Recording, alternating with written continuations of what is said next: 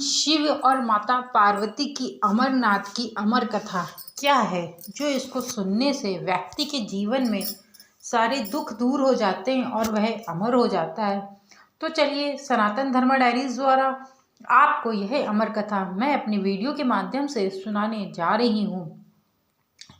जब मुझे आपको ही प्राप्त करना है, माता पार्वती कहती, जब मुझे आपको ही प्राप्त करना है तो फिर मेरी तपस्या क्यों, मेरी इतनी कठोर परीक्षा क्यों, और आपके अमर होने का कारण, वह रहस्य क्या है। पुराणों में संस्मरण है कि एक बार माँ पार्वती ने बड़ी उत्सुकता के साथ बाबा श्री विश्वनाथ देव महादेव से यह प्रश्न किया कि ऐसा क्यों है भोलेनाथ कि आप अजर अमर हैं और मुझे हर जन्म के बाद नया स्वरूप में आकर फिर से वर्षों की कठोर तपस्या के बाद आपको प्राप्त करना होता है। जब मुझे आपको ही प्राप्त करना है तो फिर मेरी यह तपस्या क्यों, मेरी इतनी कठोर परीक्षा क्यों, और आपके कंठ में पड़ी यह परम मुंडो माता, आपके अमर होने का कारण, वह रहस्य क्या है। महाकाल ने पहले तो माता को यह गुण रहस्य बताना उचित नहीं समझा, परंतु माता की स्त्री हट के आगे उनकी एक न चली। तब अंत उदय महादेव शिव को माँ पार्वती को अपनी साधना की अमर कथा सुनाने लगे, जिसे हम अमर तत्व की कथा के नाम से भी जानते हैं। इसी परम पावन अमरनाथ की गुफा में कहीं भगवान शंकर ने माँ पार्वती जी से एकांत व गुप्त स्थान पर अमर कथा सुनाने को कहा, जिससे कि अमर कथा को कोई भी जीव व्यक्ति और यह तक कि कोई पशु पक्षी न सुन ले, क्योंकि जो कोई भी इस अमर कथा को सुन लेता है वह अमर हो जाता है। इस कारण शिव जी ने माँ पार्वती को लेकर के किसी गुप्त स्थान की ओर चल पड़े। सबसे पहले भगवान भोले ने अपनी सांवरी नंदी को पहलेदार के लिए छोड़ दिया। इसलिए बाबा अमरनाथ की यात्रा पर पहलगाम से शुरू करने का तात्पर्य यह बोध होता है। आगे चलने पर शिव जी ने अपनी जटाओं में चंद्रमा को चंद्रवाणी में अलग कर दिया और गंगा जी को पंचतरण में कंठभूषण सर्पों को शेषनाग पर छोड़ दिया। इस प्रकार इस पड़ाव का नाम शेषनाग पड़ा। आगे की यात्रा में अलग पड़ाव गणेश टाप पड़ता है। इस स्थान पर बाबा ने अपने पुत्र गणेश को भी छोड़ दिया था, जिसको महागुण का पर्वत भी कहा जाता है। पिस्सू घाटी में पिस्सू नामक कीड़े को भी त्याग दिया। इस कारण महादेव ने अपनी पीछे जीवन दायित्वों पंचतत्वों को भी अपने से अलग कर दिया। इसके साथ माँ पार्वती संग एक गुप्त गुफा में प्रवेश कर गए। कोई व्यक्ति पशु पक्षी गुफा के अंदर प्रवेश कर अमर कथा को न सुन सके, इसीलिए शिव ने अपने चमत्कार से गुफा के चारों ओर आग प्रज्वलित कर दी। फिर शिव जी ने जीवन की अमर कथा माँ पार्वती को सुनाना शुरू किया। सुनते सुनते देवी पार्वती को नींद आ गई और वह सो गई, जिसको शिव को पता नहीं चला। भगवान शिव अमर होने की कथा सुनाते रहे। इस समय दो सफेद कबूतर श्री शिव जी की से कथा सुनते रहे और बीच बीच में हुक्कारी गूं गूं की आवाज निकाल रहे थे।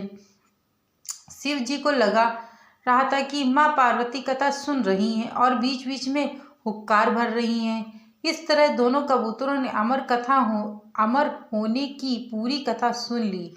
कथा समाप्त होने पर शिव का ध्यान पार्वती माँ की ओर गया, जो सो रही थी।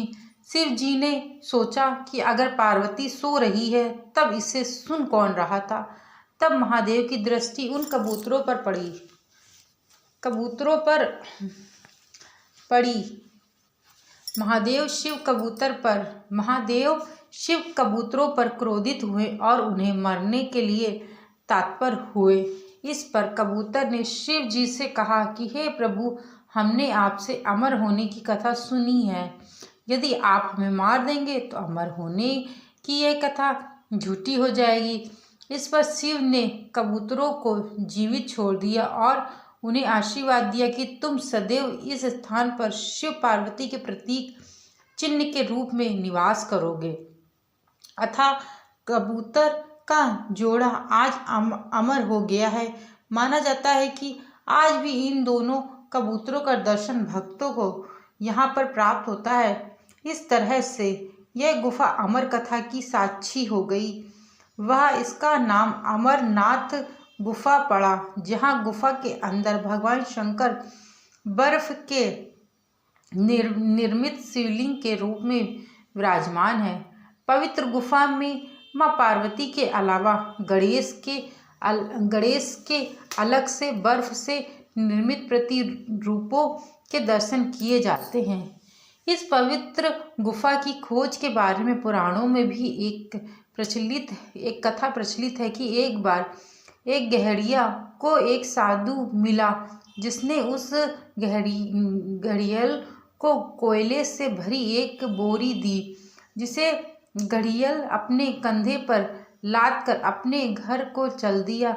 घर आकर उसने बोरी खोली तो वह आश्चर्यचकित रह गया, क्योंकि कोयले की बोरी अब एक सोने के सिक्कों की हो चुकी थी। इसके बाद गहेड़िया साधु से मिलने व धन्यवाद देने के लिए उसी स्थान पर गया जहाँ पर साधु से मिला था, परंतु वहाँ साधु नहीं मिला, बल्कि उसे ठीक उसी जगह पर एक गुफा दिखाई पड़ी। गहेड़िया जैसे ही उस गुफा के अंदर गया, उसने वहाँ पर देखा कि भगवान भोले शंकर के बर्फ के बने शिवलिंग के आकार में स्थापित थे। उसने वापस आकर सबको यह कहानी बताई और इस तरह भोले बाबा की पवित्र अमर कथा अमरनाथ की गुफा खोज हुई। धीरे धीरे करते दूर दूर से भी लोग पवित्र गुफा एवं बाबा के दर्शन के लिए पहुंचने लगे, जो आज एक प्रतिवर्ष यात्रा के रूप में मनाई जाती है। यह अमर कथा माता पार्वती को भगवान शिव ने सुनाई थी और इतनी जिद करने के बाद भगवान शिव ने माता पार्वती को यह कथा सुनाई, परंतु माँ पार्वती सो जाती हैं और जो कबूतर होते हैं वे हुक्कारी भरते रहते हैं। इससे यह सीख मिलती है कि यदि कोई व्यक्ति आपको कोई सही चीज़ सुना रहा है या सही चीज़ बता रहा है, तो आपको अपना मन केंद्रित करके ध्यानपूर्वक से वह आपको सुनना चाहिए और समझना चाहिए, क्योंकि फिर तो ये एक अमर कथा थी। माता पार्वती को नींद आ गई, मतलब ऐसे बैठ के सुनना चाहिए, चित्रवत मन सब उसी कथा में लगे कि नींद तो दूर एक झपकी तक ना आए। इस कारण से कबूतर भी वहीं पे हैं। अब कहा जाता है कि कबूतर जोड़ी के रूप में वहाँ पर मिलते हैं जब कोई व्यक्ति दर्शन करने के लिए जाता है। अब मेरे द्वारा बताई गई यही अमर कथा आप लोगों को अमरनाथ की कथा अच्छी लगी हो तो चैनल को लाइक, शेयर और सब्सक्राइब करना मत भूलिएगा। Thank you so much video को वॉच करने के लिए।